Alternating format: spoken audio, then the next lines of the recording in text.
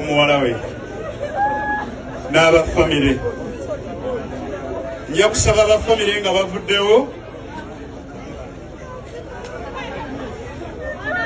office ya RDC kao mukaseera kano nga taata yakulembedde C5 Father Walusimbi amubikuddeko okwongera. Father Walusimbi yakulembedde era yaliwo wakulembedde ku lwa famire n'abasigadde mwenatulyako obudde. Baganda bange mwenna abantu b'ekalangala bakuŋŋaanye olunaku lwaleero.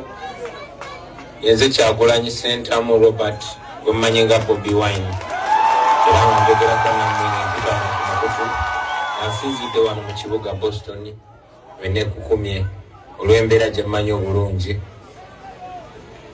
Eno nno amawulire agendako ennyo gye gansanze agamwannyinaffe agamukwano gwaffe ogw'omukulembeze waffe mukulembeze munnaffe Honorable Ellen Nakimuli bwe yatuvudde ku maaso. Mawulire ga kikangabwa nnyo, mawulire gakwekanga nnyo, kitalo nnyo, kitalo ddala. Nakimuli mwenna mumanyi abadde teerya ntama. Nakimuli mwenna mumanyi abadde mukwano gw'abangi.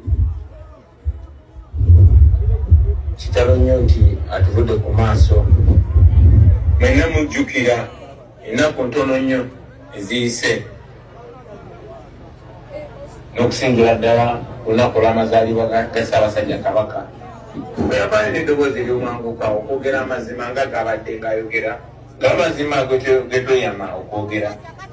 Nakimuli omu ku bakulembeze ab'enkizo be tubadde nabo ate nga kimufuula ow'enjawulo mukyala.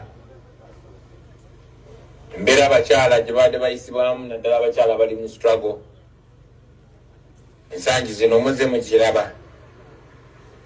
Bakyala bangi tubafiiriddwa abakyala baffe okuva ku mukyala Monica Kibalama, mukyala wa muganda waffe John Bosco Kibalama yabuzibwawo, abakyala nga Edith Katende Mufumbiro, mukyala wa muganda waffe era omwogezi waffe amyuka Honorable Ssenyonyi, Alex Wasa Mufumbiro ali mu kkomera. Bwe yafa mu bulumi obw'ekitalo nga baganye ne bbaawe okumulabako.